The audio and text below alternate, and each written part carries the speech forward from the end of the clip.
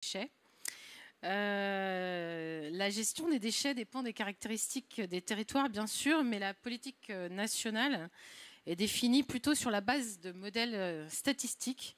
Par définition, cette approche gomme les particularités qui ne rentrent pas dans le cadre de ce modèle.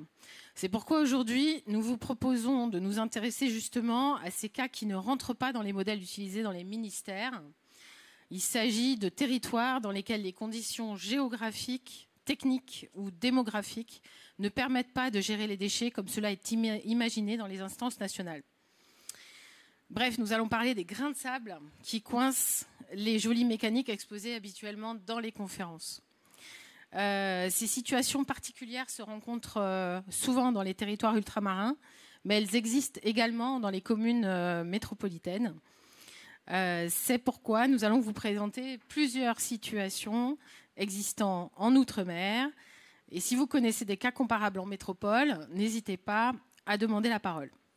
Il y aura 2 sessions de prise de parole et d'échange avec la salle au cours de ce forum.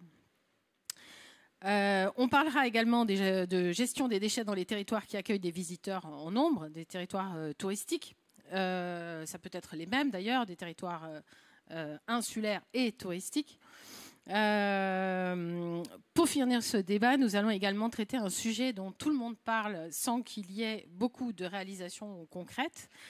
C'est la réduction des déchets. On parlera donc des réalisations concrètes de la métropole de Lyon.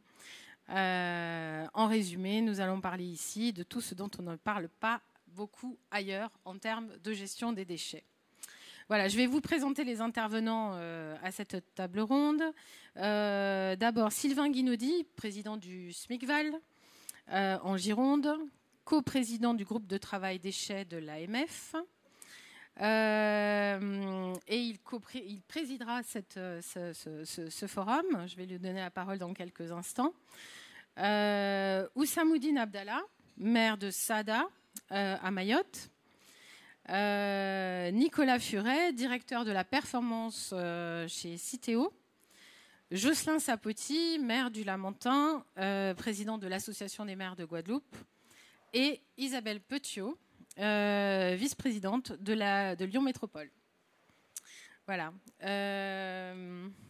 Alors, Monsieur Guinaudy, vous présidez un grand syndicat de gestion des déchets en Gironde, le SMICVAL. Votre territoire peut difficilement être qualifié de zone isolée. Cela dit, il dessert nombre de communes rurales, en particulier. En tant que praticien de la gestion des déchets, quel regard portez-vous sur ces territoires très atypiques dont on va parler ce matin ? Bien, bonjour à tous, merci d'être venus à cet atelier de déchets. Le déchet, c'est des fois des choses qui ne sont pas très très glamour. Heureusement, on a nos collègues d'outre-mer qui vont remettre un petit peu de sourire et de chaleur sur le sujet, donc les remercier d'être avec nous. C'est vrai que le déchet, c'est un sujet qui est commandé, piloté par globalement 90% de réglementation.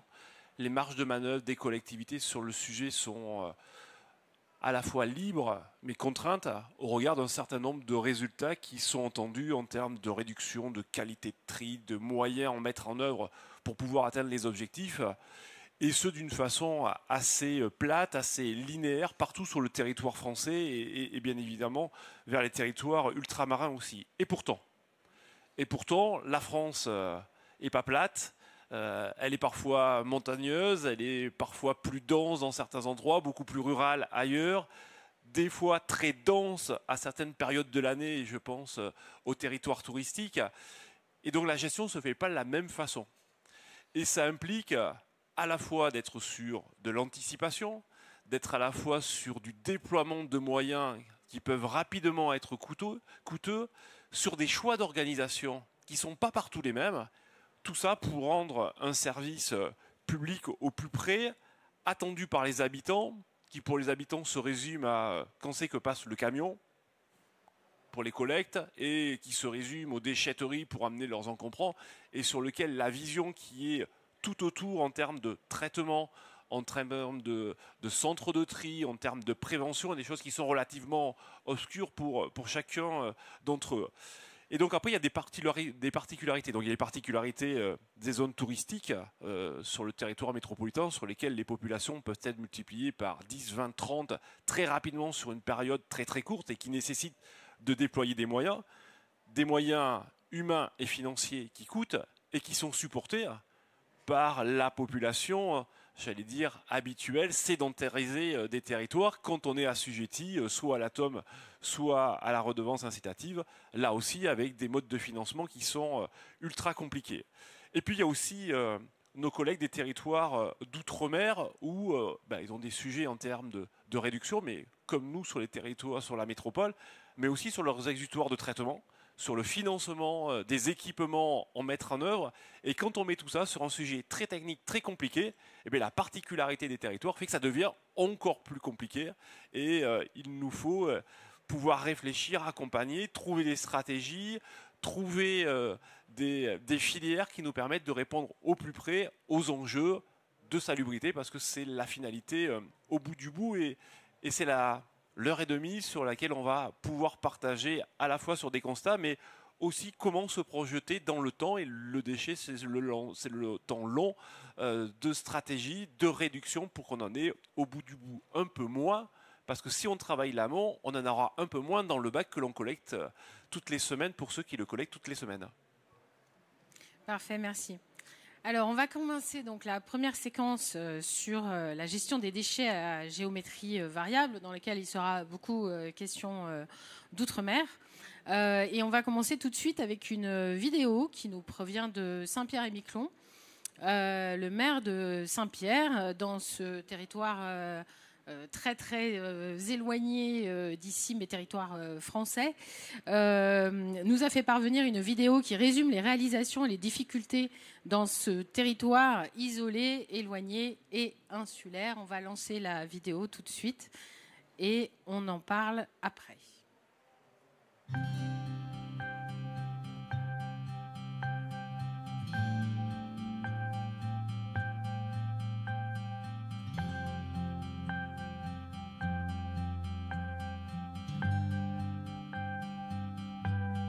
Davantage de sacs gris collectés, un volume de déchets triés par les particuliers en baisse. C'est ce que constate la mairie de Saint-Pierre ces derniers temps. L'archipel reste toutefois le meilleur élève en France en matière de tri. Alors faut-il s'inquiéter de ce relâchement et où en est cet épineux dossier qui ne concerne pas uniquement les déchets ménagers? Élément de réponse tout de suite avec Mathias Reynaud, Gaël Ouassim, Aldric Layton et François Jenkelsen. Quand on parle de Saint-Pierre-et-Miquelon à l'extérieur, on évoque souvent ses maisons colorées, sa forêt boréale, la seule de France, son littoral unique et sa nature sauvage. Mais pour garder les pieds sur terre, on oublie peut-être ces deux décharges à ciel ouvert. Ici, on brûle tout ce qui n'est pas trié. Pour les particuliers, les choses ont pourtant déjà changé depuis 2016 avec l'instauration du tri sélectif, comme ici. J'ai fait la partie verre, carton et plastique, donc je trie ça comme ça ici en 3 bacs et puis ensuite je prends avec moi pour amener à la borne. Eh oui, chaque semaine, comme bon nombre d'entre vous, Delphine doit se rendre dans l'un des 9 points de collecte disséminés dans la ville de Saint-Pierre. Ici, les bacs se remplissent rapidement et beaucoup plus qu'ailleurs, ce qui fait du territoire et de loin le meilleur élève de France. Plus de 80 kilos triés chaque année par les particuliers. Là, on se trouve près des ballots qui sont conditionnés pour l'expédition, pour tout ce qui est tri sélectif. Donc en fait, tout ce qu'on amène à la borne de tri et d'apport volontaire et ce qu'on amène en déchetterie se trouve être retrié ici par les agents et conditionné pour expédition. Direction le Canada pour ces ballots de plastique, de carton, de métal ou même pour l'électroménager. Nos containers partent pour Halifax en bateau puis vers le Québec en camion. Pas moins de 447 tonnes envoyées l'an dernier pour y être valorisées. Tout ce qui n'a pas été trié en revanche arrive ici, derrière la déchetterie. C'est pas le plus beau volet de la carte postale de cet archipel. Ici se trouve tout ce qui est apporté par les professionnels de l'île, donc de l'archipel, si on englobe Miquelon. Et ce qu'il advient de tout ça, c'est brûlé. Émanations toxiques, pollution du milieu naturel. C'est une situation anormale et même illégale, selon un rapport sénatorial publié l'an dernier. Et pour y remédier, il faut d'abord s'intéresser à ce qui est brûlé. On est conscient de ce que ça engendre pour l'écologie. Nous, on travaille à faire ce qu'on peut pour les déchets communaux. Et pour le reste, eh bien, écoutez, il y a 70% de ce qui est ici qui ne concerne pas la commune. Et pourtant, depuis près de 10 ans, les mairies sont seules en première ligne. Depuis la mise en sommeil du syndicat mixte chargé de ce dossier, elles ont dû s'organiser toutes filières confondues. Alors comment s'en sortir aujourd'hui ? Eh bien, on n'en sort déjà pas tout seul. C'est-à-dire qu'aujourd'hui, la mairie de Saint-Pierre, on est en mars 2023, elle a déjà grillé son budget 2023 au premier trimestre, en termes de fonctionnement sur la gestion durable des déchets.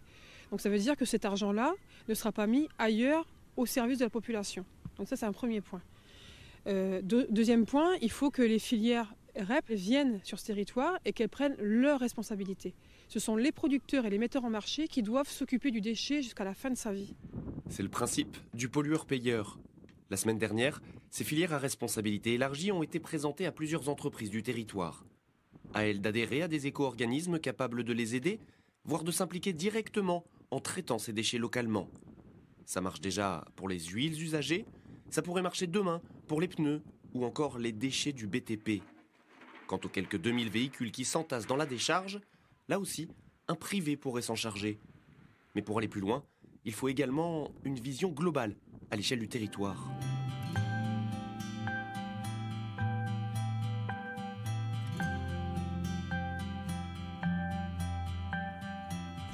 Presque 4000 VHU bientôt expédiés en dehors du territoire au Canada. Après une semaine de formation, les ouvriers qui manipuleront ces véhicules hors d'usage sont prêts pour une future évacuation. L'opération One Shot peut se lancer avec la préparation des VHU pour ensuite être traités au Canada. Le projet prévoit d'éliminer l'ensemble des stocks accumulés dans l'archipel. Il y a eu un one-shot de fait il y a 8-10 ans. 10 ans après, ça ne servait absolument à rien parce qu'on est retrouvé avec les mêmes problématiques. Là, je peux vous garantir que dans 8-10 ans, on va pas retrouver une problématique de 2500 VHU sur le site de la décharge. Puisqu'on on fait le one-shot, mais derrière, il y a une solution pérenne, une solution qui réglera au fil de l'eau, comme on peut dire, le traitement des VHU sur l'archipel. Financés à 75% par l'ADEME, les éco-organismes comme Valdelia doivent se répartir le reste de la facture. Au titre de l'interfilière, Valdelia accompagne les différents acteurs de l'archipel depuis le début. L'idée, c'était de faire venir des spécialistes pour donner le cadencement, des méthodes de travail, pour que ce soit fait dans les règles de l'art et surtout pour qu'on ait une bonne cadence et que ça avance vite. Donc là, on se donne une période assez longue, quand même de plusieurs mois, parce qu'il y a énormément de véhicules. Comme vous le savez, on en a stocké un petit peu l'hiver dernier. Et dès qu'on aura fini, je dirais à Saint-Pierre, on ira à Miquelon. Donc Miquelon sera plutôt l'année prochaine, parce qu'à l'hiver, on sera probablement contraint quand même peut-être d'arrêter. Mais en tous les cas, maintenant qu'on commence, on ne va plus s'arrêter, quoi. Dans les prochains mois, un site de dépollution sera également mis en place afin d'absorber les nouveaux véhicules pour pérenniser la préparation et l'évacuation des VHU.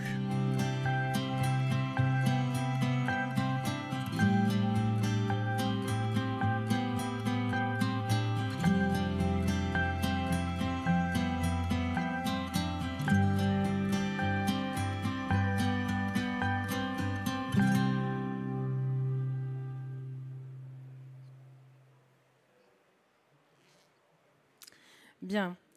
Il est intéressant ce reportage parce que il pose un certain nombre de jalons sur de nombreux sujets dont on va discuter.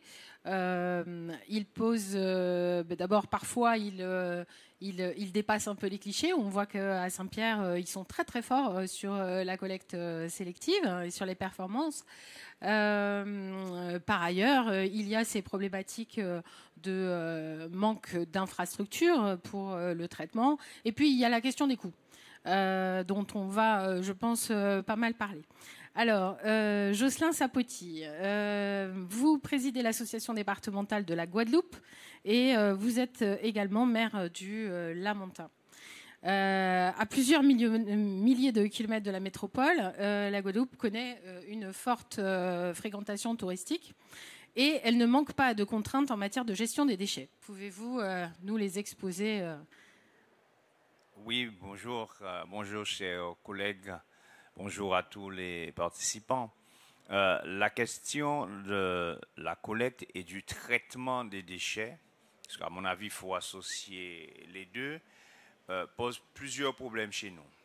Premièrement, nous sommes une île touristique, un archipel touristique, donc l'esthétique, la propreté, l'accueil. Et quand je dis ça, tout de suite, je pense aux déchets qui sont exposés un peu partout, sur les routes où circulent les touristes, où circulent les Guadeloupéens tous les jours dans les quartiers, où il y a une pollution liée bien sûr aux déchets sauvages. Deuxièmement, la collecte et l'efficacité de la collecte par rapport au traitement. Donc par rapport aux déchets qu'on doit valoriser et où est-ce qu'on en est par rapport au programme national et par rapport à la moyenne nationale. On n'est pas bon, on est même très éloigné des objectifs. Et puis troisièmement, le coût. Qu'est-ce que ça coûte aux collectivités, qu'est-ce que ça coûte aux citoyens. Je vais commencer par le dernier point. On en parlait ce matin, la TOM chez nous ne couvre que 60% de la dépense. Ce qui veut dire qu'il y a 40% qui est pris en charge par le budget principal, donc par l'impôt autre que la TOM. C'est énorme. C'est énorme. Donc ça, c'est une première question. Deuxièmement, nous avons investi, particulièrement dans la communauté d'agglomération du Nord-Bastère dont j'ai été le président. Et la question des déchets est une question qui m'a pourri la vie pendant 6 ans de présidence, je vous le dis très sincèrement, qui m'a pourri la vie. Tout simplement parce que plus on fait d'efforts, on a l'impression, moins s'il y a de résultats, que plus on organise la collecte des déchets, on dirait que les déchets attirent les déchets. Donc les volumes ne diminuent pas, les coûts augmentent. Et on a vraiment l'impression que dans notre population, on se débarrasse de ces déchets. On se débarrasse de ces déchets et plus la collectivité propose, eh bien, plus il y a de déchets et plus ça nous coûte. Donc c'est un cycle infernal et je peux vous dire que c'est compliqué. Troisièmement, on a chez nous fait l'effort pour avoir des déchetteries. On a quasiment presque une déchetterie dans chaque commune sur 6 communes. Bien, les dépôts sauvages, il y en a pour autant et devant la déchetterie en plus. Non, mais c'est terrible à voir que le volume de dépôts sauvages qu'il y a juste à la porte de la déchetterie. Donc, vous voyez, c'est un sujet qui aujourd'hui est compliqué et difficile à gérer. Alors, le dernier point, pour n'être pas trop long, après je te reviendrai, c'est la question du traitement. Le traitement chez nous pose la question, bien sûr, quels sont les déchets chez nous qui sont des déchets recyclés, valorisés, donc qui ne vont pas dans les OMR. Bien, malheureusement, je vous dis ça parce que moi je vis une expérience un peu particulière parce que j'ai l'occasion d'être souvent ici. Et quand je trie ici et quand je trie chez moi, c'est pas le même tri. Et je vois vraiment la différence. C'est plus, je dirais, un volume de tri chez nous ici qui produit la moitié du volume de tri que moi je produis en métropole, dans l'Hexagone. Donc ça veut dire qu'il y a beaucoup moins de volume chez nous à valoriser, à recycler. Donc pourquoi? Parce que les filières ne sont pas organisées. Parce que recycler ces déchets nous coûterait peut-être trop cher parce qu'il va falloir les transporter, les envoyer ailleurs pour les faire recycler. Donc en fait, le volume de déchets ou encore les qualités de déchets à recycler ne sont pas les mêmes qu'ici. Donc il y a moins de déchets à recycler, donc plus d'OMR. Donc ça aussi c'est une question. Et à mon avis, cette question-là, elle est principale, il faut l'approfondir parce qu'en fait, nos concitoyens ont le réflexe de dire on nous demande de trier, on nous demande de faire des efforts, mais nous ne sommes pas à l'ordre du jour. Donc en fait, ils sont moins motivés parce qu'ils se disent qu'on n'est pas encore bon sur le tri de déchets, sur la valorisation des déchets. Donc ils se débarrassent de leurs déchets. Voilà. Très bien, on va passer maintenant à Mayotte, où Samoudine Abdallah. Vous êtes maire de Sada à Mayotte et vous êtes président d'un syndicat de traitement de déchets. Les obligations réglementaires sont les mêmes en métropole et en outre-mer, et à Mayotte en particulier. Vous devez assurer la collecte des ordures ménagères avec un taux d'habitat informel qui est très élevé. Comment organisez-vous ce service public ? Bonjour à toutes et tous. Merci pour l'invitation. C'est vrai que c'est un sujet très compliqué pour toute la France, mais pour Mayotte, c'est encore beaucoup plus compliqué. Ousamoudine Abdallah, je suis effectivement le président du CIDEVAM et maire de Sada. Le CIDEVAM qui assure la collecte de 15 communes sur 17 et le traitement de l'ensemble des communes de Mayotte. Donc, comme ça a été évoqué ici, gérer les déchets en zone touristique, insulaire, isolée, Mayotte est dedans. Mais rajouter à cela les problématiques particulières, notamment d'une immigration clandestine importante, une démographie galopante. Et aujourd'hui, l'INSEE indique 300 000 habitants officiellement. Des études internes nous disent qu'on est 500 000. Comment gérer ça avec des moyens qui ne répondent pas, parce que le CIDEVAM aujourd'hui c'est 4 quais de transfert pour transiter les déchets et un seul exutoire qui est l'ISDND et un seul exutoire qui est un site d'enfouissement, un seul site d'enfouissement.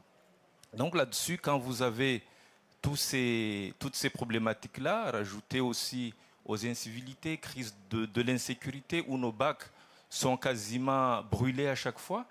Il faut, pour répondre justement à ces exigences-là, être dans l'imagination quotidienne, être innovant et être dans l'adaptation en permanence. Et là-dessus, depuis 2020, où j'ai pris la présidence du CIDEVAM, nous avons mis en place un programme ambitieux, déjà pour se mettre à niveau ici au standard métropolitain. Ce que vous avez présenté là, le rapport sénatorial de 2022 indique qu'il faudra 250 millions d'euros pour que Mayotte soit à niveau standard métropolitain. Ça veut dire que c'est énorme. Donc pour s'y faire et répondre à notre mission, dans un premier temps, vu qu'on n'a pas, jusqu'à maintenant, jusqu'à il y a 2 mois, on n'avait pas de déchetterie. On a mis un programme de 8 déchetteries pour équilibrer le territoire. La première, je l'ai inaugurée il y a 2 mois, qui nous soulage beaucoup. Mais en même temps, sans ça, qu'est-ce qu'on a fait? On a innové sur la déchetterie mobile. Donc chaque week-end, une déchetterie mobile, des camions et tout ça sont dans les différentes intercommunalités. À port volontaire, on appelle aux usagers de venir déposer leurs encombrants. Et au début, on avait remarqué en 2021 que c'était vraiment indispensable parce que on collectait chaque week-end jusqu'à 100 tonnes. Au fil des mois, c'est réduit à une vingtaine à 30 tonnes. Donc ça veut dire que voilà, il y avait un stock historique de déchets qui est parti. Nous avons aussi, on s'est dit, pour que les usagers puissent justement déposer leurs déchets dans des points de collecte, un programme aussi ambitieux de mettre à disposition de la population 20 000 bacs pour les 6 années. Aujourd'hui, on est en 2024.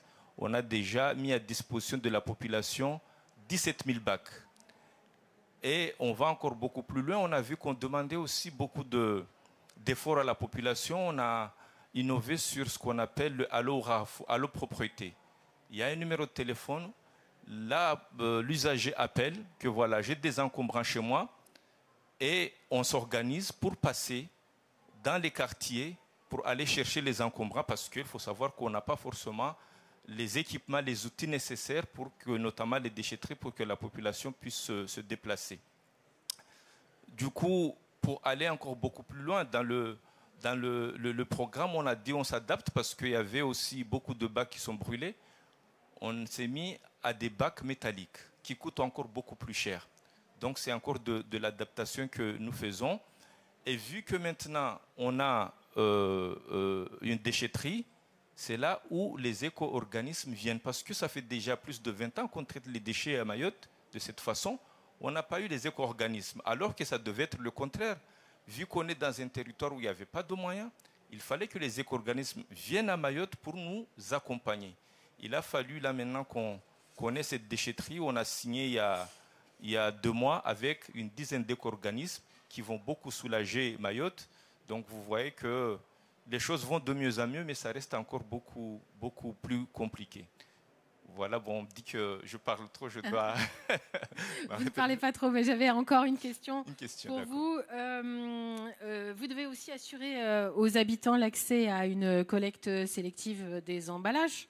Et vous avez demandé l'application d'un dispositif dont on va parler ici pas mal, qui s'appelle le Pourvoi, qui est un dispositif spécifique à l'outre-mer, donc qui est en œuvre à Mayotte.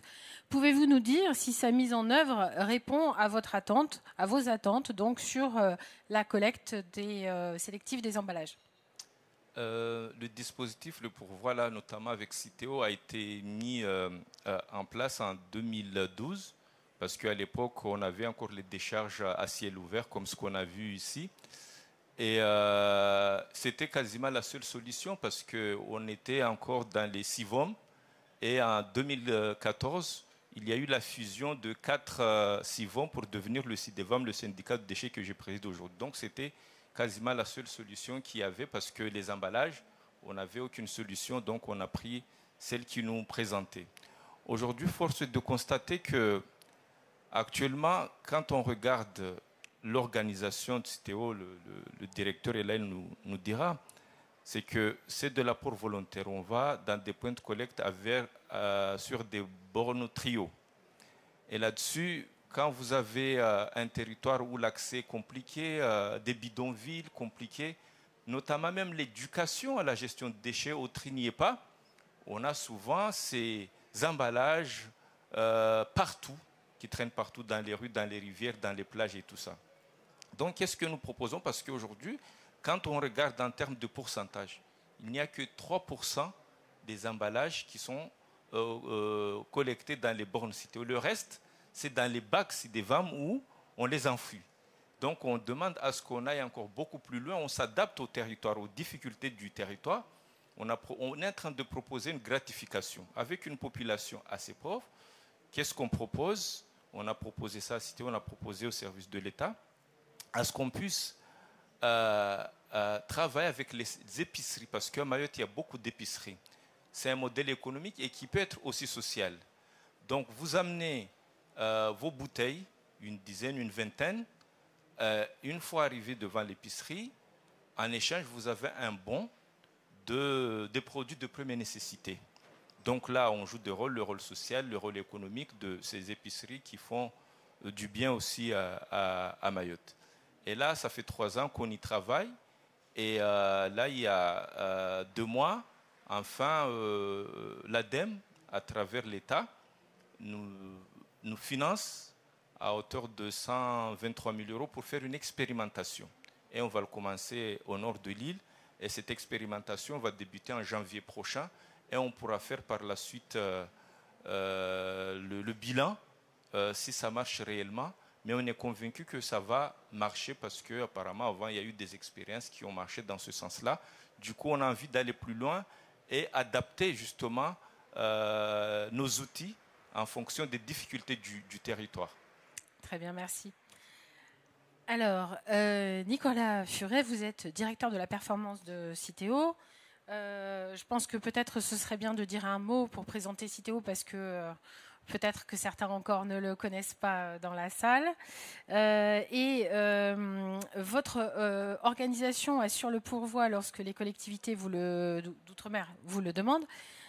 Comment cela se passe-t-il concrètement? Expliquez-nous.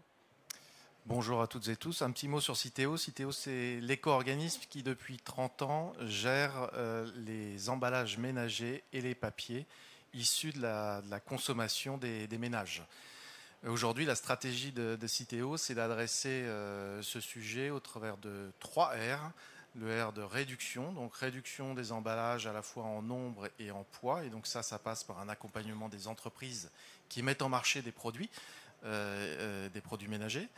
Le R de réemploi et on a un grand dispositif aujourd'hui pour construire une filière de réemploi à l'échelle nationale avec les différentes parties prenantes. Et puis le R dont on va parler aujourd'hui, peut-être un peu plus, le R de recyclage, qui implique un partenariat avec les collectivités locales, notamment parce qu'il y a tout le sujet de la collecte, du tri, et puis ensuite des filières de recyclage pour les emballages ménagers qu'on aura collectés et triés.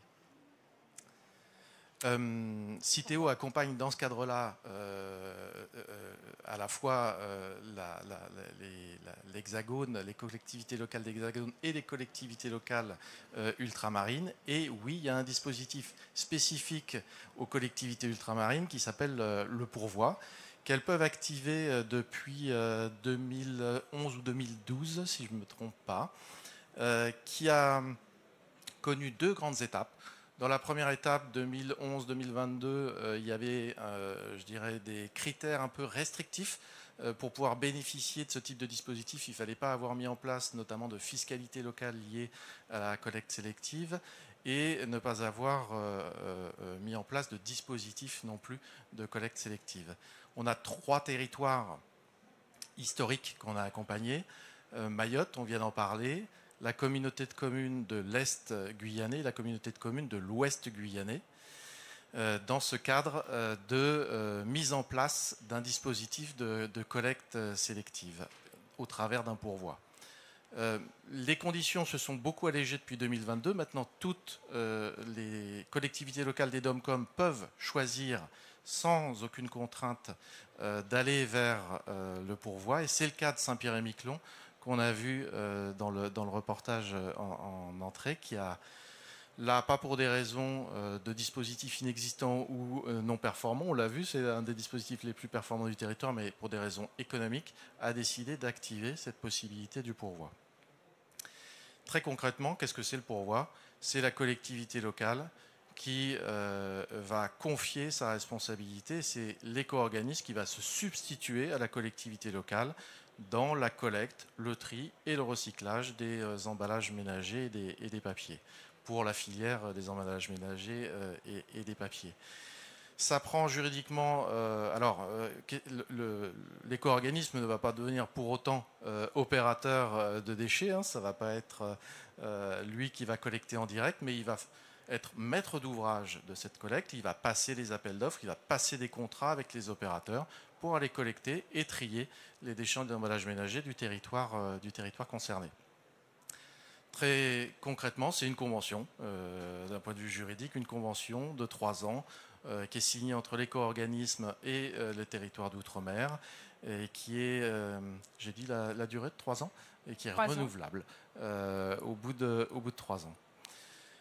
Voilà le... Et financièrement, ça implique... Financièrement, oui. Merci de me rappeler ce point-là. Financièrement, c'est la prise en charge de 100% des coûts réels par l'éco-organisme du dispositif de collecte et de tri. Ça va avec en fait la substitution totale. Donc c'est l'éco-organisme qui va décider du dispositif de collecte et de tri et qui va le financer en totalité. Très bien. Parfait. Monsieur Guinaudy, alors ce pourvoi, c'est une disposition réservée aux territoires ultramarins. Les collectivités de métropole ne peuvent pas en bénéficier. Parfois, on entend certaines suggérer que ça pourrait être une bonne idée dans les complexités actuelles. Vous avez une opinion sur ce sujet. Quel regard portez-vous sur cette disposition du pourvoi? Mais j'allais dire, quelle belle idée! Parce qu'en fait, le sujet du pourvoi, c'est quoi? C'est l'application pure et simple de la responsabilité élargie du producteur. Celui qui met sur le marché paye le déchet. Alors, je vais dire, ça devrait être assez logique. On demande aujourd'hui à nos administrés de payer les déchets qui sont mis sur le marché et très cher. Alors oui, il y a une participation. Pour Citeo, c'est la petite vignette verte que vous avez sur vos bouteilles. C'est l'éco-contribution pour être très large. Mais peut-être rappeler, parce qu'on va vite, c'est quoi la REP? La REP, c'est la responsabilité élargie des producteurs. Quand on met sur le marché, on vient financer le déchet que ça produit. Il y a en France métropolitaine 2 systèmes de REP. La REP organisationnelle, c'est-à-dire celui qui a la responsabilité vient collecter, alors parfois en passant par les collectivités. Puis il y a les REP financières, c'est celle entre autres de Citeo avec les collectivités métropolitaines sur le principe de 80% du prix optimisé. On ne va pas rentrer ici sur un débat technique, on l'a régulièrement et on pourrait discuter du 80 et du l'optimisé. Mais philosophiquement, quand le législateur pose le principe, c'est de dire celui qui met sur le marché assure la mise en marché, assure la distribution et assure la reprise du déchet. Et donc dans la reprise, il y a son financement. Il n'y aurait philosophiquement aucune raison que l'usager a payé pour reprendre un déchet qui est parfois subi. Dans les échanges qu'on a eus, on aura sans doute sur la discussion sur la deuxième partie sur la réduction de déchets, notre collègue de SADA disait on demande des efforts aux habitants sur les déchets. C'est une réalité. Mais quand on discute avec nos habitants, ils disent demandons encore plus d'efforts à ceux qui mettent sur le marché. Parce que la banane épluchée, mise dans la barquette de polystyrène avec le film plastique, elle est financée aujourd'hui par les collectivités quand il faut la reprendre. Et les habitants, ils n'ont pas demandé à ce que la banane soit épluchée, mise dans une barquette polystyrène qui n'est pas recyclée, dans un film plastique qui aujourd'hui va dans la filière de tri. Donc le pourvoi, belle idée philosophique, le dispositif légal ne le prévoit pas en France, mais philosophiquement, ça doit être des sujets qui doivent être portés, alors peut-être par le législateur, sans doute par les collectivités, pour qu'au bout du bout, l'atome, qui dans un modèle va continuer à augmenter, parce que la TGAP va continuer à augmenter, parce que les coûts de collecte et les coûts de traitement vont continuer à augmenter. Et donc on a un véritable sujet qui est éminemment politique dans le déchet, c'est le pouvoir d'achat de nos habitants. Et quand on prend de plus en plus sur les déchets, c'est des moyens qu'on ne met pas sur le traitement de l'eau, c'est des moyens qu'on ne met pas dans l'éducation, c'est des moyens qu'on ne met pas dans le social. Donc le sujet, il est là en fait. Il n'est pas en gestion de déchets pour traiter les conséquences, c'est comment on remonte aux causes pour qu'il y en ait le moins. Donc le pourvoi, belle idée. Si nos collègues d'outre-mer nous le ramenaient en France métropolitaine, je pense que ça doit faire débat et ça doit faire une belle discussion. Alors, il y a une des pistes de réflexion évoquées par certains élus est de faire évoluer ce pourvoi qui actuellement concerne la collecte et le traitement. Or, certains parlent de pouvoir le réserver au traitement et les collectivités conservant alors la gestion directe de la collecte. C'est une possibilité qui n'est pas actuellement juridiquement autorisée. La réglementation ne l'envisage pas, mais vous en pensez quoi ? Il ne faudrait pas qu'on soit sur un modèle où on sociabilise les pertes et on capitalise les excédents. Donc la collecte, c'est ce qui... quand on regarde dans le coût des déchets, c'est globalement moitié-moitié coût de traitement, coût de collecte. Et je fais abstraction à la prévention parce que si les gestionnaires de déchets regardent leur budget de prévention, c'est 99% de collecte et de traitement et c'est 1% de prévention. Si on commençait à transférer des fonds de la collecte et du traitement sur la prévention, mécaniquement nos coûts de collecte s'effondreraient, nos coûts de traitement s'effondreraient et on mettrait des moyens pour changer de comportement, pour mettre des moyens pour accompagner des solutions. Je ne veux pas anticiper la deuxième partie, mais je crois que les enjeux ils sont là. Donc il faut qu'on soit juste vigilant à ce que les collectivités n'aient pas assumé les coûts les plus importants et surtout alors laisser à charge les matières qui seraient les moins valorisantes. Et quand je dis valorisantes, c'est en termes de coûts. Voilà. On a parfois des débats sur la consigne, c'est pas le sujet, mais peut-être qu'un jour il reviendra. C'est il ne faut pas qu'on nous prenne ce qui est une recette et qu'on nous laisse ce qui est une charge. Il faut trouver les bons équilibres et ça c'est valable dans l'ensemble des territoires. Et il ne faut pas qu'on ait une discussion qui soit déséquilibrée. Vous voulez apporter une réponse, monsieur Perret ? Oui, peut-être, à quelques éléments. Je trouve que le débat est intéressant. Après, il faut être aussi prudent quand on veut importer un sujet qui est né pour répondre à des spécificités des territoires d'outre-mer qui ne sont pas dans une situation comparable à l'Hexagone, que ce soit en termes de difficultés, soit géographiques, soit sociales. Par rapport au geste de tri et à la sensibilisation du public autour du geste de tri.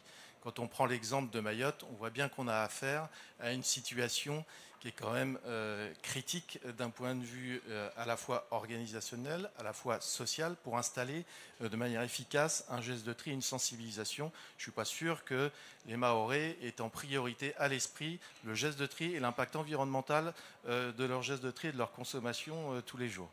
Donc, une fois dit ça, la réalité de l'Hexagone n'est pas tout à fait la même que la réalité de ces territoires. Le pourvoi, il peut être en effet intéressant sous certaines conditions. Je voudrais revenir sur la REP. La REP, ce n'est pas uniquement un outil de financement, c'est un outil de responsabilisation de la chaîne des acteurs.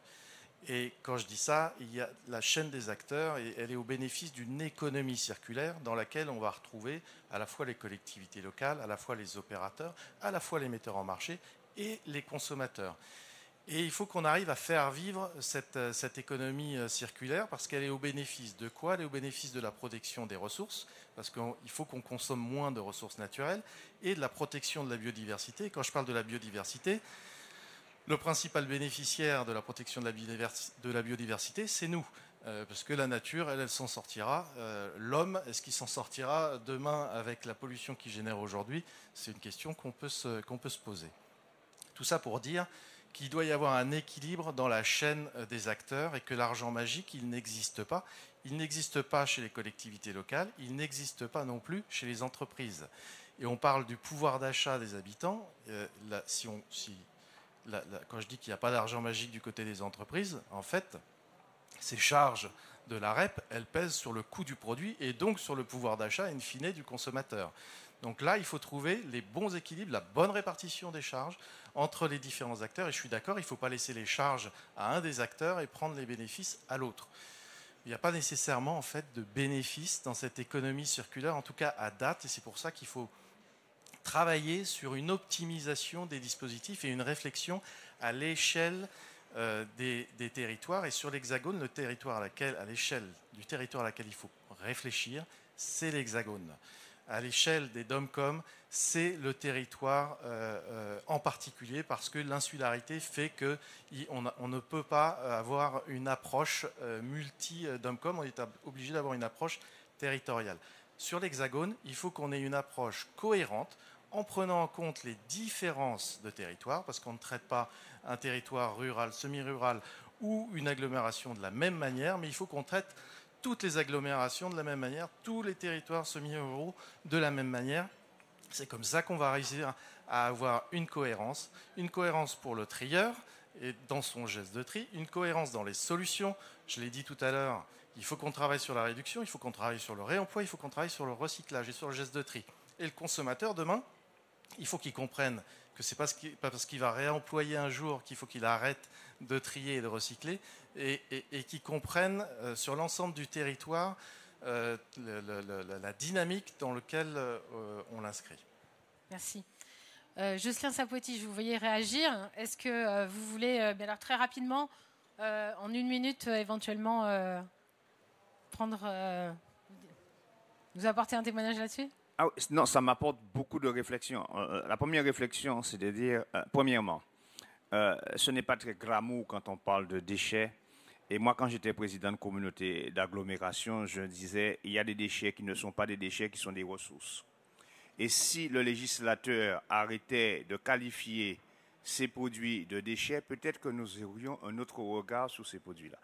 Et quand à l'époque, j'étais jeune garçon, et qu'existait la consigne, qui était le premier et seul moyen de recycler nos déchets, on ne voyait pas ces objets-là comme des déchets, mais comme des ressources, parce qu'on savait très bien qu'étant un objet consigné, il fallait en prendre soin pour pouvoir le ramener et pouvoir récupérer après un peu de sous. Donc la démarche n'est pas la même. Deuxièmement, pour aller vite, il faut qu'on raisonne de manière holistique, c'est-à-dire que le déchet, il a une autre vie. Donc il est un produit, il est une ressource, et pour lui donner une autre vie dans une démarche holistique, il faut raisonner en termes de bassin. C'est valable pour nous, qui sommes dans des bassins, le bassin caribéen, bassin océan Indien, bassin Pacifique, mais pareil dans l'Hexagone aussi. Éviter que ces objets-là, ces produits-là fassent trop de kilomètres, parce qu'il faut réfléchir en termes holistiques global, et faire en sorte que nous puissions recycler, que nous puissions valoriser dans des périmètres avec des modèles économiques qui ont du sens. Et je pense que là, nos concitoyens raisonneraient autrement, parce qu'on les rendrait davantage responsables, mais on donnerait du sens aussi à une démarche. Et aujourd'hui, je le disais tout à l'heure, chez nous, pourquoi les gens jettent leurs déchets, s'en débarrassent? Parce qu'en fait, il n'y a pas de sens derrière. C'est ça le problème. Chez nous, le dépôt volontaire, ce qu'on fait avec Citeo, etc., ça représente très peu. C'est 2%, 3%, maximum 4% quand on y arrive. Donc, ça veut dire qu'il y a quelque chose encore à faire. Et c'est de l'ordre, effectivement, de la motivation, effectivement, des autres. Et ça, c'est en donnant le sens qu'on pourra peut-être le faire. Donc, je voulais témoigner dans ce sens-là. Voilà. Et ça veut dire qu'il y a quelque chose à faire aussi au niveau du législateur, sur la qualification de déchets, puisque ça renverse un peu la vapeur. Hein. Quand on parle de déchets et quand on parle de ressources, ce n'est plus c'est plus la même démarche. Voilà, tout à fait. Merci. Isabelle Petiot, vous êtes vice-présidente de la métropole de Lyon, qui n'est pas un territoire ultramarin, qui n'est pas une île non plus, quoi qu'il y en ait une. Mais bon, vous disposez de zones plus difficiles que d'autres aussi dans ce territoire. Est-ce que les difficultés évoquées par vos collègues font écho à ce que vous vivez à Lyon ? Alors, on n'est quand même pas sur les mêmes réalités. Néanmoins, effectivement, à l'échelle de la métropole, on a des zones à géométrie variable. On a 58 communes, donc une partie très dense, le centre de Lyon, avec des quartiers qui peuvent être très compliqués en termes de gestion des déchets et où on est loin du tri et on est vraiment sur des questions de salubrité, clairement. Et puis d'autres petits villages quasiment beaucoup plus ruraux où là on a d'autres sujets et d'autres problématiques et donc une manière très différenciée d'approcher la gestion des déchets à l'échelle d'une métropole. Peut-être ce que j'ai envie de réagir sur les images qu'on a vues au début. Il me semble très important en tant qu'élu, collectivité, d'avoir ce devoir de transparence. Et du coup, moi, je trouve ça très courageux que les élus de Saint-Pierre-et-Miquelon montrent la décharge, l'assument. Et quelque part, je pense que pendant trop longtemps, on a caché cette réalité à nos habitants. Et on avait cette volonté de vouloir faire propre et finalement d'entasser, de mettre ça dans un trou. Et on n'en parlait pas. Je rebondis là-dessus parce que j'ai vécu plusieurs années en Polynésie française. Et moi, ça fait partie de mon déclic. C'est au moment où je me suis intéressée de savoir, mais sur une île, ils font quoi de leurs déchets ? Enfin, moi, j'étais habitante à l'époque et éloignée de toutes ces questions-là. Et j'ai découvert la décharge qui était, pour le coup, interdite d'accès à plusieurs mètres. Donc, j'ai dû moi-même me faufiler et voir ce qui se passait derrière ces bâches. Et je pense que 90% des Polynésiens ne savaient pas que cette décharge existait et que leurs déchets finissaient en décharge. Oui, donc je trouve ça très très important et ça fait partie des axes que moi je porte, ce devoir de transparence qu'on a vis-à-vis de nos habitants. Et en France, on a encore beaucoup de communes qui font appel à l'enfouissement. C'est une réalité, il faut l'assumer et c'est une manière aussi de porter le problème et de dire mais à un moment donné, il ne faut pas tant s'attarder à savoir où il faut mieux emmener ces déchets, il faut les réduire à tout prix. Et c'est vraiment le point que je porte. Parfait. Merci beaucoup. Je pense qu'on va donner la parole à la salle si vous avez des questions. Alors, un micro, ça arrive.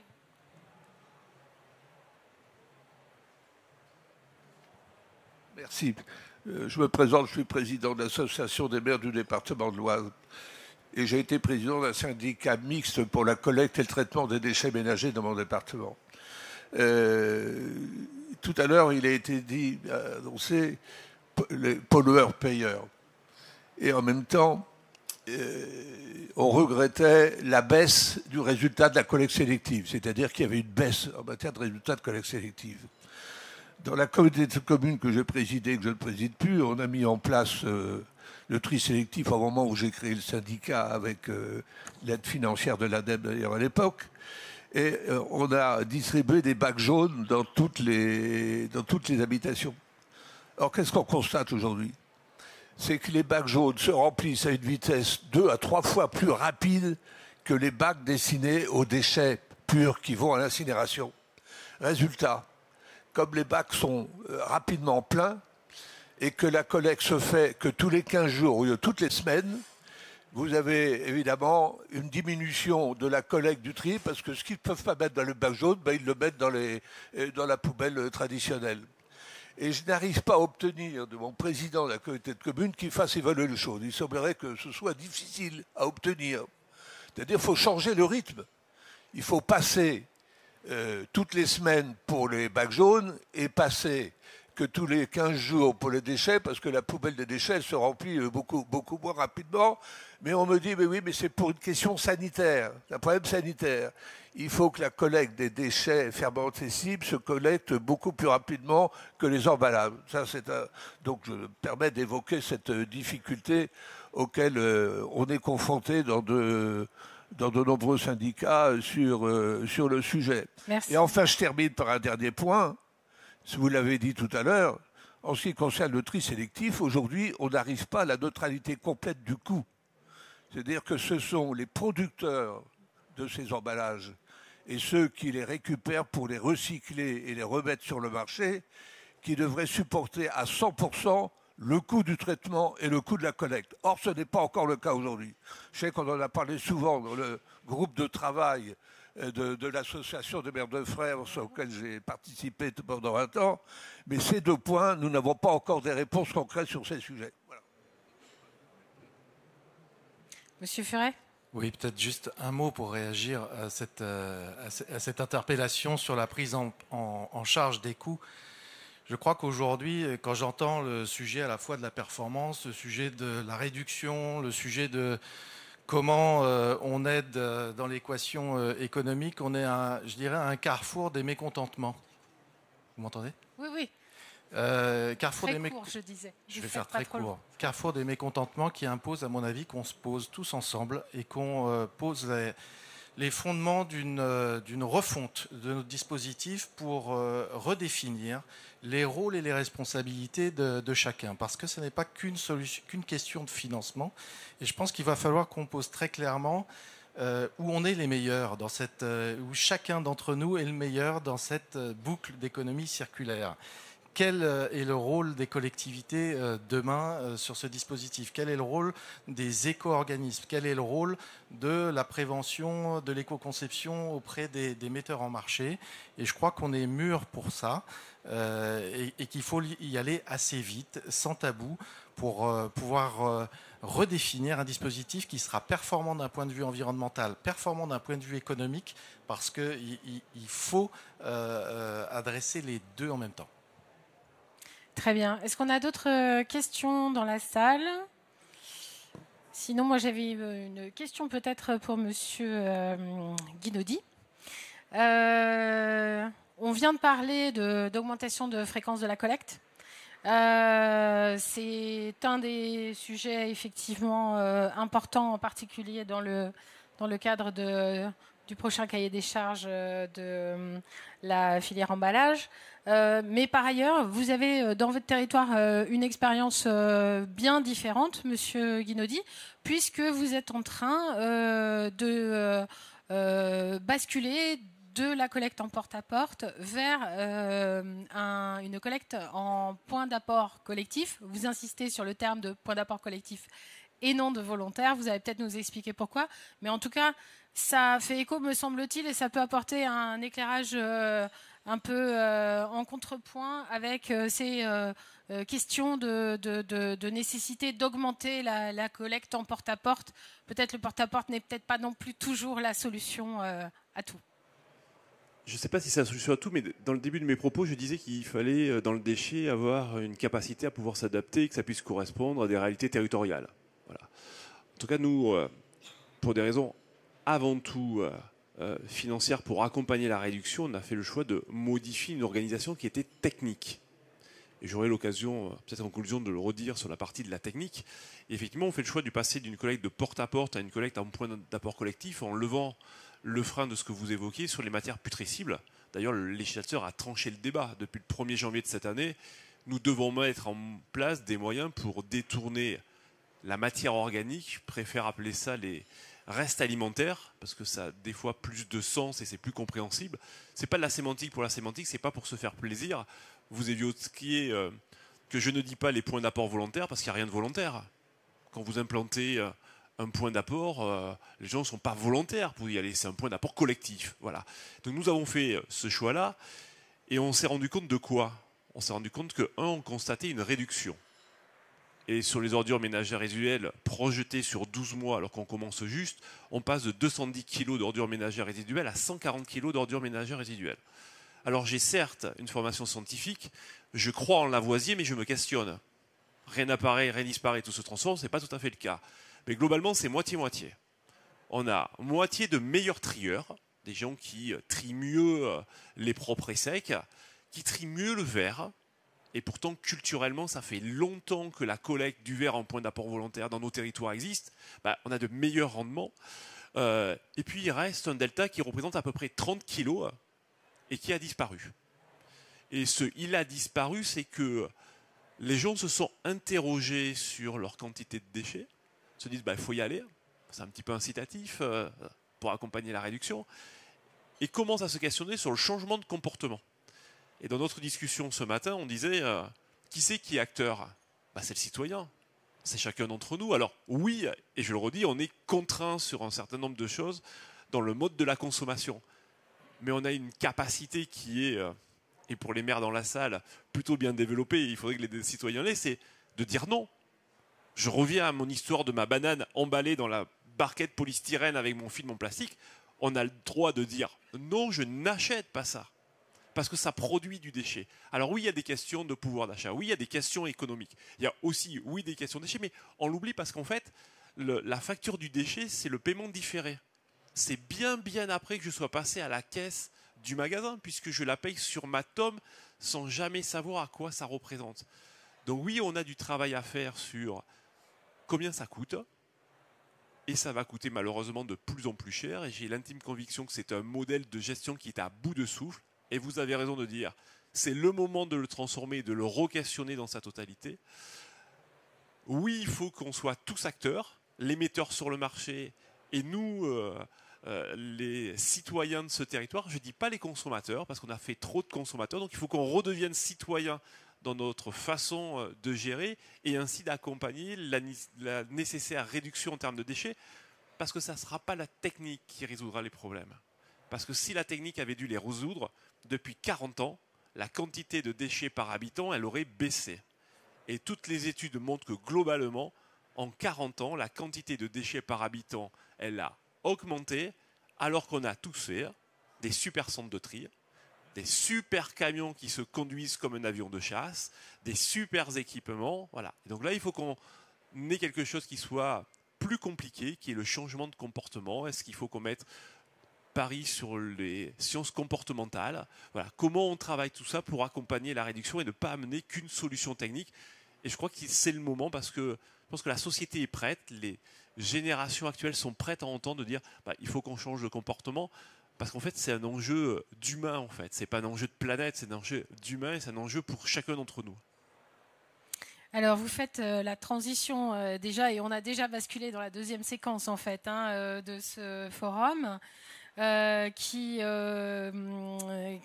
se consacre à la prévention des déchets. Depuis quelques années, tous les textes réglementaires mentionnent l'importance de la réduction des déchets, et c'était en particulier dans le cadre de la loi AGEC, avec énormément d'injonctions données aux collectivités de réduire les déchets.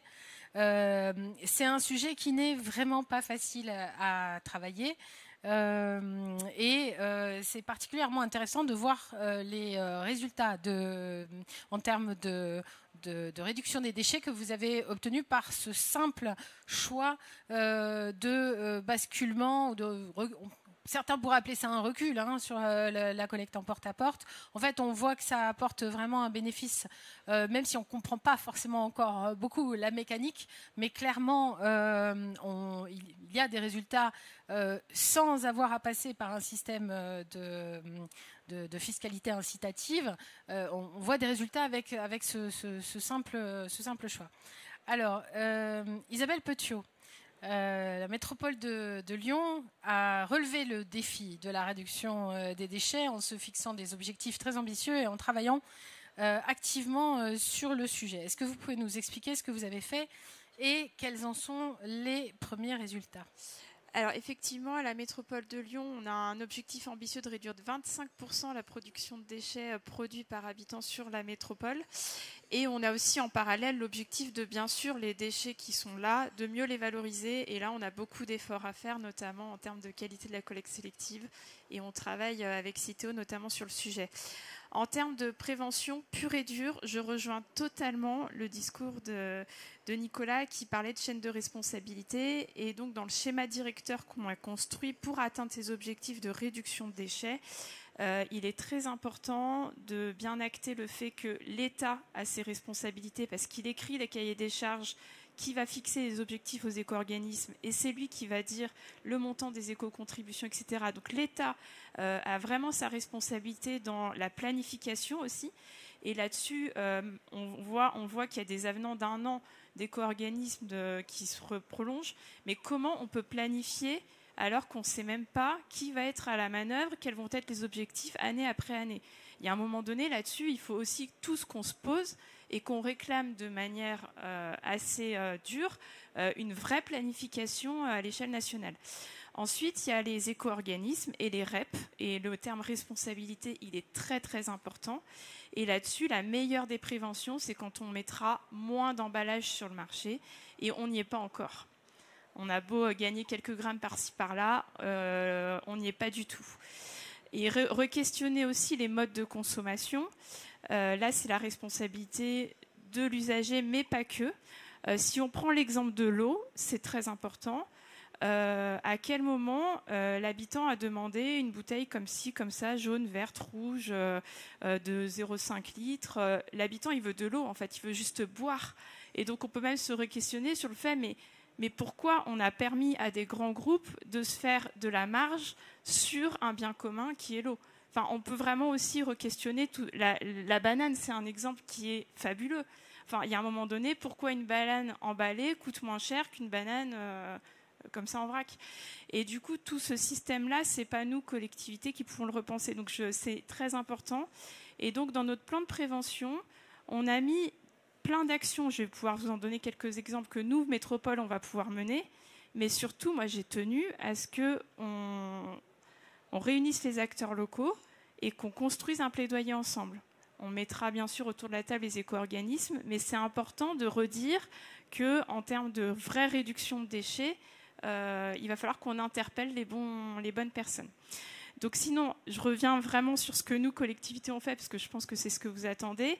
Déjà, la mise en place du tri à la source des déchets alimentaires avec du compostage massivement déployé à l'échelle de la métropole, ça, c'est de la vraie prévention. Et c'est ce qui nous a fait économiser énormément de tonnage, en tout cas à l'échelle de la métropole.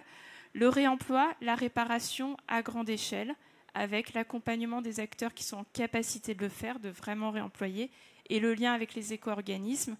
Et sur ce sujet-là, on a notamment mis en place la collecte du gros électroménager, collecte préservante, pour pouvoir faire un réemploi et des réparations à grande échelle, à l'échelle de la métropole. Et là aussi, on a des résultats très très concrets. Et on est notamment, on a atteint des niveaux de performance qui font presque peur, puisqu'on a un appareil sur 3 qui peut être réemployé à l'état, enfin, en l'état. Donc ce qui est assez énorme.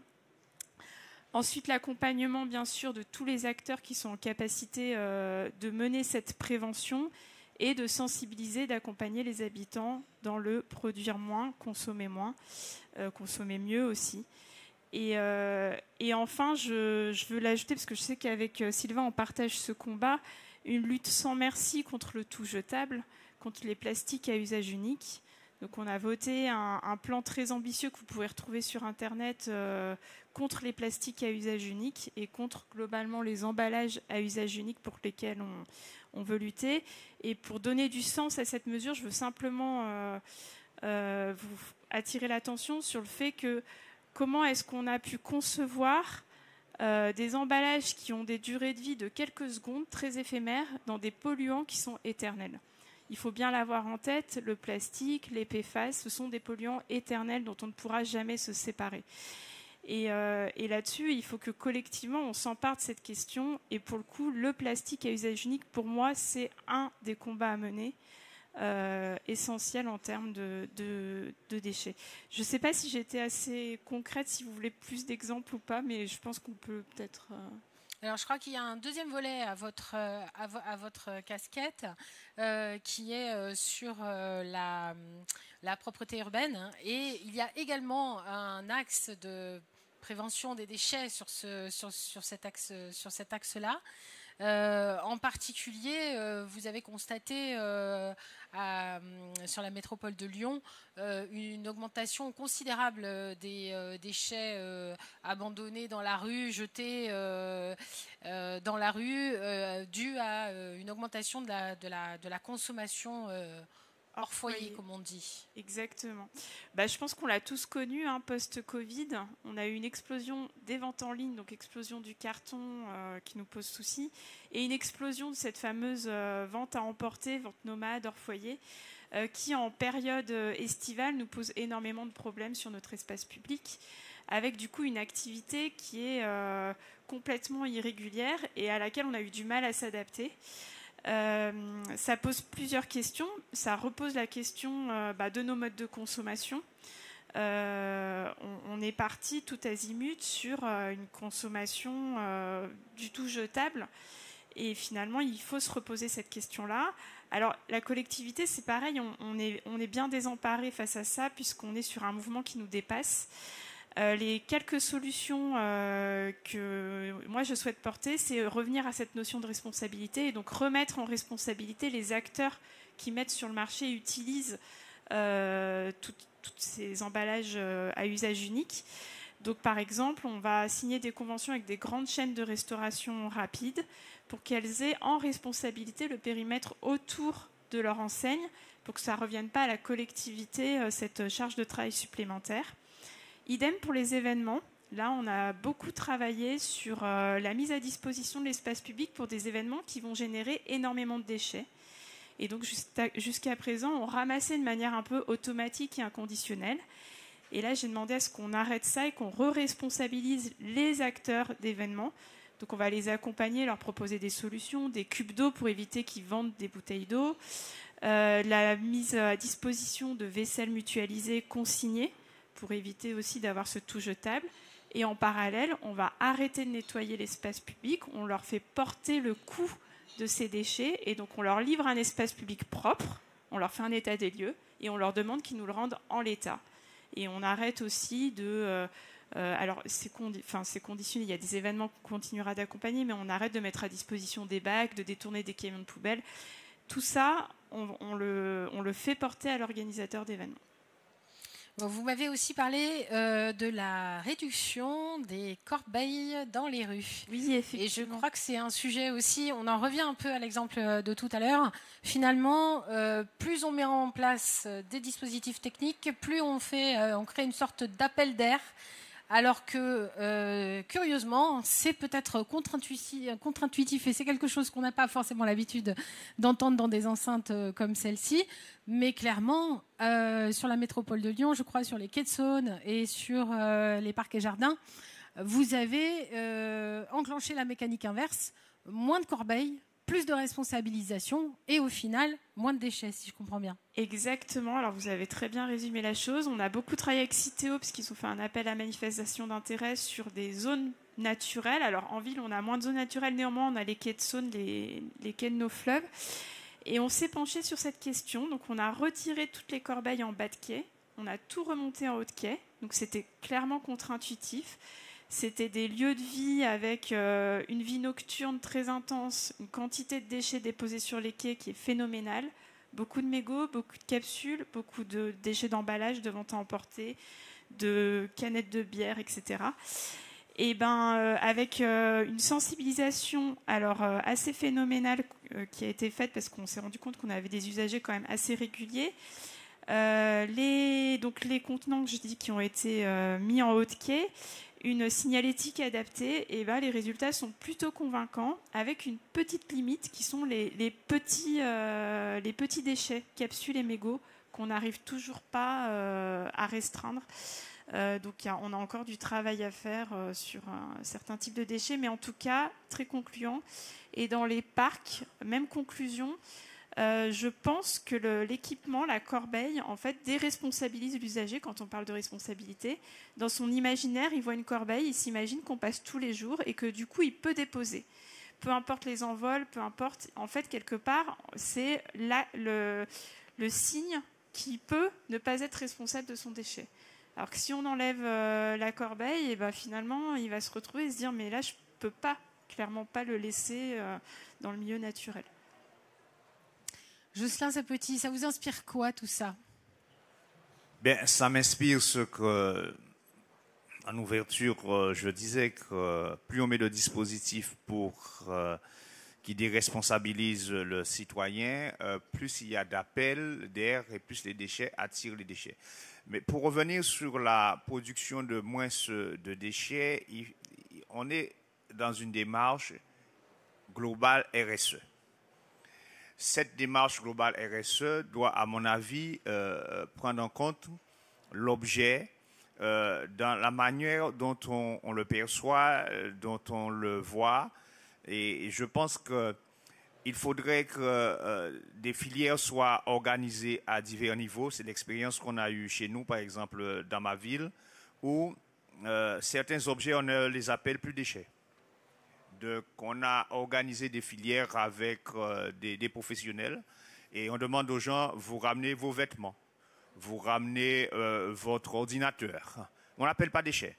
Vous ramenez ceci, et on a mis en place des dispositifs avec, bien sûr à notre échelle, des petits professionnels qui récupèrent, qui transforment, etc.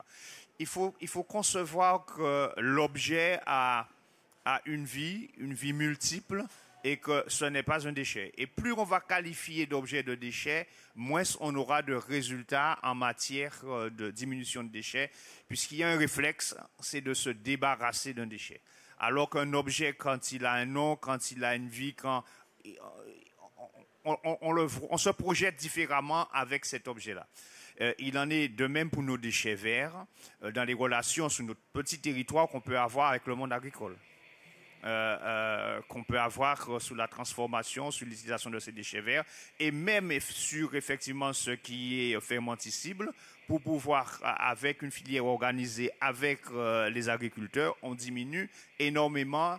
Et donc, vous voyez, même pour ces OMR, on peut transformer la vision et le sens qu'on donne des choses. Et à mon avis, le consommateur ou encore le citoyen, son éducation passe par là, par la sémantique, par le sens, par la vision, par l'utilité qu'on donne à l'objet. Et c'est ainsi, à mon avis, qu'on pourra diminuer les déchets et quand on parlera moins de déchets. Voilà.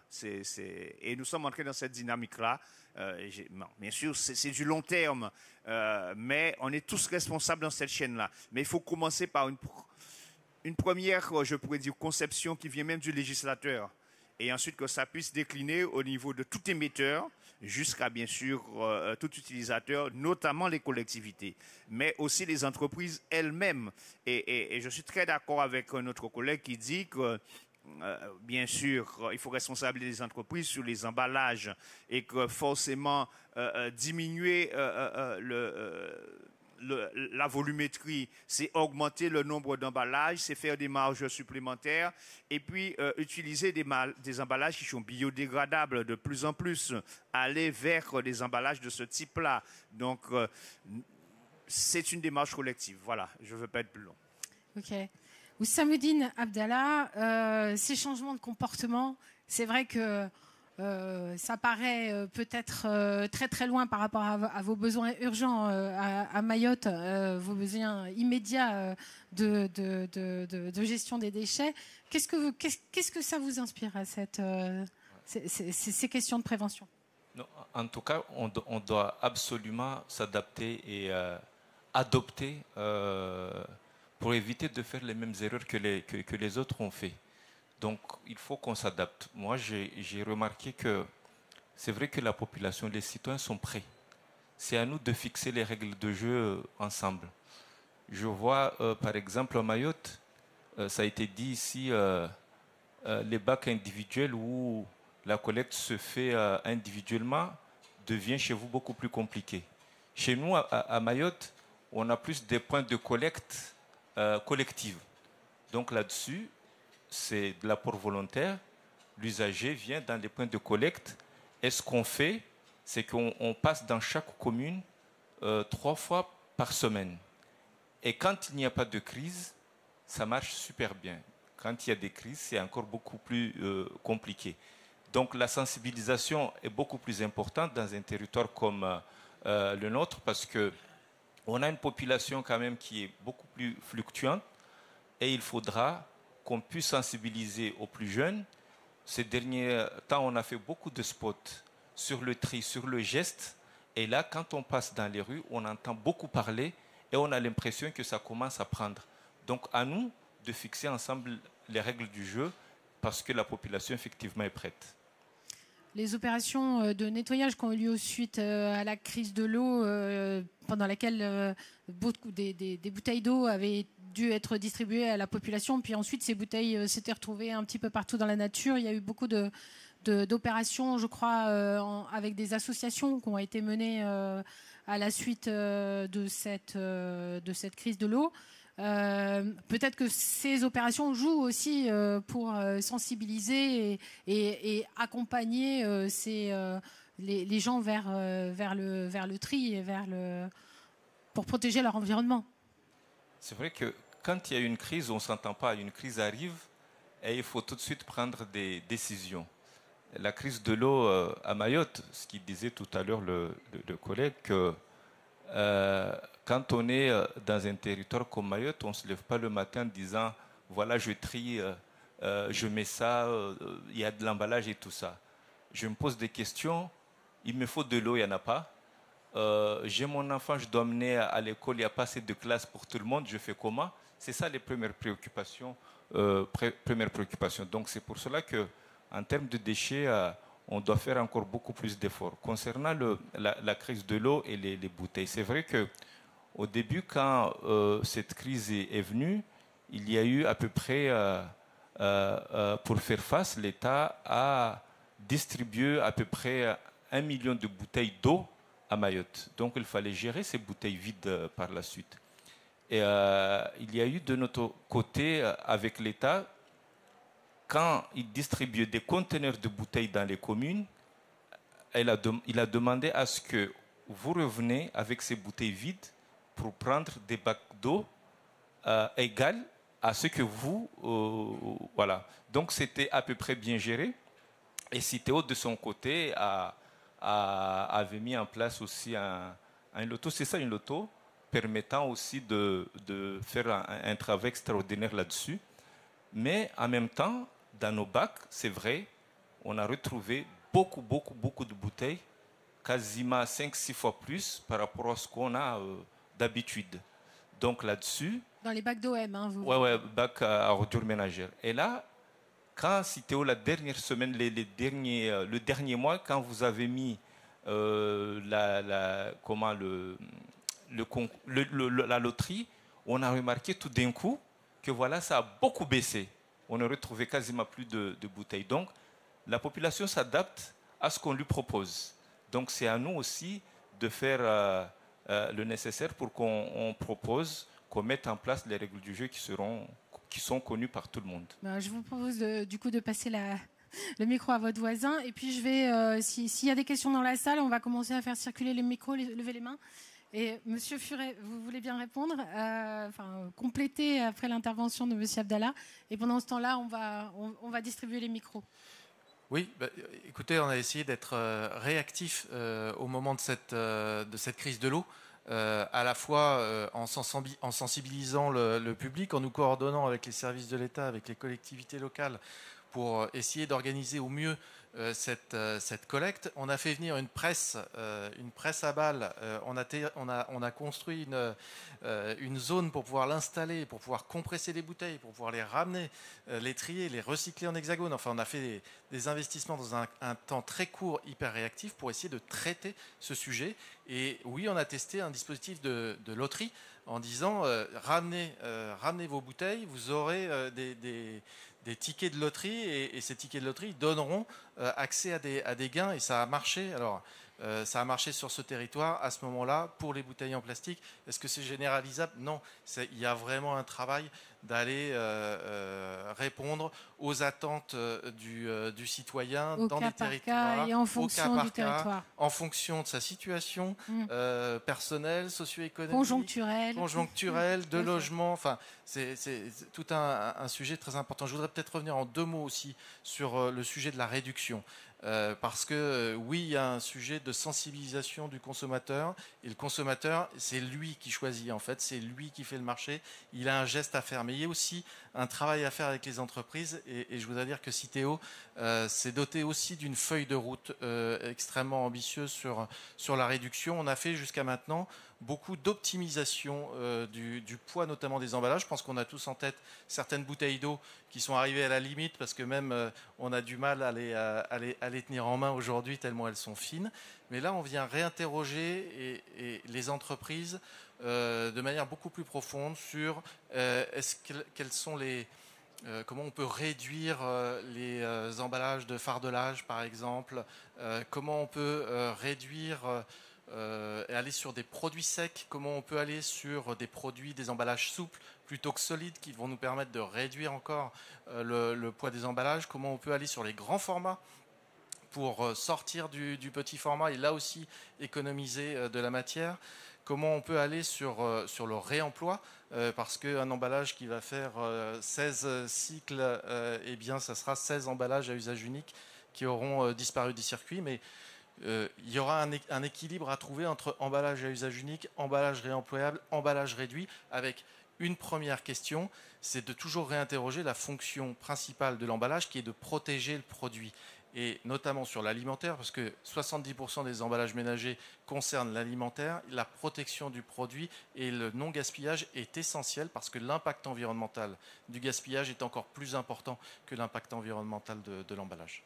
Parfait, merci. Monsieur, vous avez une question? Oui, vous voulez bien vous présenter? Oui. Bonjour, Patrick Donneau, je suis le maire d'une petite île, l'île d'Aix, qui se trouve en face de La Rochelle, donc une île qui fait 3 km de long, 600 mètres de large, avec 450 000 visiteurs qui passent à l'année et 3 000 résidences secondaires et 200 habitants à l'année. Donc je voulais rebondir sur ce que vous disiez tout à l'heure. On s'était aperçu, on avait des poubelles publiques et on s'était aperçu que le déchet appelle le déchet et que ces poubelles, elles étaient, enfin c'était pas supportable quoi, visuellement, enfin à tous les niveaux. Et puis il fallait les sortir de l'île les déchets. Donc qu'est-ce qu'on a fait? On a retiré toutes les poubelles publiques et on s'est aperçu qu'au bout de 3 ans, je veux dire après un travail de communication auprès des gens qui viennent sur l'île, qui prennent le bateau, on communiquait en disant ramenez faut protéger l'île, ramenez vos déchets. Et on s'aperçoit que le tonnage a baissé, donc ça marche quoi. Il suffit de faire une communication adéquate, ça marche. Et deuxième chose, on s'est aperçu avec les résidences secondaires qui venaient, je veux dire, qu'ils se faisaient livrer leur nourriture par les grandes surfaces dans des cartons sur le bateau. On a discuté avec les grandes surfaces qui sont à proximité de l'île, de l'autre côté, et pour leur dire plus de cartons quoi. Mettez les produits dans des trucs en plastique, tout simplement, et vous les remportez pour les ramener. Et ben ça marche aussi, voilà. C'était juste faire part d'une expérience. Donc, si on communique, si on explique aux gens, on peut arriver à obtenir des résultats. Nous, on a baissé sensiblement le tonnage uniquement en communiquant, en disant ramenez vos déchets chez vous. Voilà. Monsieur, oui. Vous avez le micro et pendant ce temps-là, si vous voulez bien apporter le micro, monsieur là au fond. Allô. Allez-y. Yannick Rabillet, maire de Saint-Vincent-sur-Grand, commune Sud-Vendée. Simplement témoigner un petit peu le monsieur qui disait tout à l'heure, est-ce que c'est possible tous les 15 jours? Nous, la collecte des déchets ménagers se fait tous les 15 jours, les emballages tous les 15 jours, mais il faut mailler avec des points d'apport volontaires si on veut que ça marche. Parce que c'est vrai qu'il y a des moments, certains de nos concitoyens ont plus d'emballages que quand on trie, on arrive à vraiment réduire notre poubelle grise, entre guillemets. L'autre témoignage aussi, on a supprimé, nous aussi, sur nos aires de loisirs, toutes nos poubelles, et aujourd'hui, on a beaucoup moins de déchets à traiter. L'autre chose que je voulais dire, on n'aborde pas un sujet, on parle beaucoup de TOM, on ne parle pas de redevance incitative. Je poserai la question aujourd'hui, est-ce qu'il y a une différence entre la redevance incitative et la TOM? On nous parle, nous, on est passé à la redevance incitative, ça crée des crispations, et je peux vous le dire, surtout sur nos communes côtières ou qui reçoivent beaucoup de public, où il va falloir, parce qu'on est obligé de badger quand on va au port à nos conteneurs d'apport volontaire, et on est obligé de badger pour mettre nos ordures ménagères, et c'est la problématique des samedis où il y a le changement des touristes. les locations saisonnières, et c'est un vrai problème. La redevance incitative, est-ce qu'il y a vraiment une amélioration par rapport à la TOM? Nous, sur notre département, on est plus sur la redevance incitative. On nous dit certains sont la TOM, ça va beaucoup mieux. Est-ce qu'il y a vraiment des témoignages ou est-ce qu'au niveau de la FM, il y a des statistiques qui permettent... Vous parlez de la TOMI, je pense, hein, oui. la TOM incitative, c'est ça? Oui, c'est ça, oui. Okay. Est-ce qu'il y a vraiment des différences? Monsieur Guinaudy? Oui. C'est à moi ou J'essayais juste de répondre sur la fiscalité. On va répondre juste sur la question du monsieur et après on prend votre question. Qui est un sujet compliqué, la fiscalité. Vous avez raison de dire que de temps en temps, ça bouleverse les débats et ça crée des crispations, mais comme quand vous touchez à la collecte d'ailleurs, parce qu'on ne mesure pas ce qu'il en est. Les deux sont d'ailleurs pas liés. On a des collectivités qui restent en porte-à-porte avec une redevance incitative. Alors, TOMI ou redevance, avec une particularité, c'est quand c'est que c'est financé. La TOMI, c'est financé que l'année suivante, alors que la redevance incitative est financée immédiatement. On constate sur l'ARI, on constate effectivement des résultats. Il y a des territoires qui ont maintenu une collecte en porte-à-porte, qui ont une redevance incitative. Et je vois un collègue girondin qui est là en face, qui en est la preuve. Des territoires qui sont en dessous de 100 kg par an et par habitant d'ordures ménagères résiduelle en étant en redevance incitative. Est-ce que c'est la solution? Je ne sais pas. Est-ce que c'est l'addition d'un ensemble de choses qui font qu'on réduit la quantité de déchets? Ça, j'en ai la conviction. Et après, il faut aussi pouvoir l'adapter, c'est ce qu'on se dit, territorialement, mais ça produit effectivement, quand on touche sur l'incitativité, ça produit en termes de réduction. C'est pas simplement mettre en place, ça génère des dépenses de fonctionnement supplémentaires, ça pose des questions sur le recouvrement, alors que sur la TOM, l'État garantit le remboursement aux collectivités. Voilà. Et ça, c'est des sujets qui mettent du temps à mûrir. Il y a une partie du territoire qui a déjà basculé. C'est pas une obligation pour la totalité du territoire national. Voilà, il faudra quand même continuer à regarder et à observer comment ça se passe. Alors, on va prendre la question du monsieur, parce que je me suis engagée à la prendre, et ensuite on va conclure. Allez-y. Oui, je m'appelle Anafi Marib, je suis le maire d'Aqua, une commune du nord de Mayotte. Et je suis aussi vice-président de l'agglomération nord en charge de l'environnement. J'ai peut-être pas de questions, mais c'est une remarque. J'avais l'impression que pour certains d'entre nous ici, il faut que Mayotte fasse tout le chemin que l'Hexagone a fait ou que les Antilles ont fait avant de reprendre. Et moi, je trouve qu'on ne devrait pas prendre ce chemin-là, mais plutôt faire en sorte à ce que les acteurs du déchet s'installent à Mayotte, parce que ceux qui mettent en place les retards à Mayotte, c'est parce que certains acteurs ne sont jamais là et les institutions ne sont jamais là, et qui fait qu'à la fin, on se retrouve toujours à reprendre ou à remettre les choses en cours de route et on prend beaucoup de retard. La sensibilisation qui a été dite tout à l'heure, à Mayotte, nous avons une population qui change régulièrement parce que nous avons beaucoup d'immigration clandestine et il faut à chaque fois resensibiliser la population qui arrive. Si vous prenez ceux qui étaient là depuis longtemps, ils ont été sensibles à un moment donné au tri sélectif. Mais c'est parce que la population se renouvelle en permanence qu'on n'arrive pas à installer les choses. Et donc moi je pense que ce qu'il faut, c'est qu'il faut que les éco-organismes s'installent, parce que pendant longtemps, ils ne se sont pas installés. Moi, je vous dis, pendant 2 ans maintenant, je cours derrière un éco-organisme pour qu'ils viennent chercher les VHU dans ma commune. Et c'est impossible vraiment pour avancer. Donc, ce que je voulais dire ici, c'était ça, c'est plutôt que les acteurs du déchet s'installent définitivement pour qu'on puisse mettre en place les choses et avancer plus vite vers le tri sélectif et de manière à pouvoir mettre en enfouissement seulement les déchets ultimes. C'est ce que nous souhaitons tous. Votre message est entendu. Monsieur Guinaudy, il va falloir qu'on conclue parce que le forum suivant déjà presse à la porte.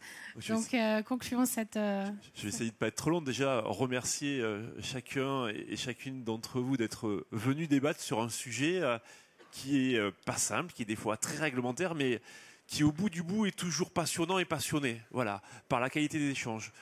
Moi, je pense qu'on est à la croisée des chemins. On est à un moment où le monde des déchets change, il doit répondre à des obligations, il doit se transformer. Je partage le fait qu'il y a des sujets à remettre sur la table. Et puis, il y a réellement à accompagner les citoyens, parce que c'est le changement de comportement qui fera l'effet levier, l'effet manivelle, si je peux prendre cet exemple en termes de mécanique. Et donc, on a besoin de se mobiliser pour dire... le monde change, accompagnons ce changement, y soyons tous sensibles, toutes générations confondues. Ne laissons pas cette responsabilité à nos enfants. C'est trop facile de dire que la prévention, ça se fait à l'école. Non, ça doit se faire tous et toutes en responsabilité parce que c'est une obligation que nous avons. Et moins on aura de déchets, mieux on se portera, mieux on préservera les finances des collectivités, donc indirectement le porte-monnaie de nos administrés. En tout cas, merci à tous d'avoir pu débattre avec passion. Merci à tous.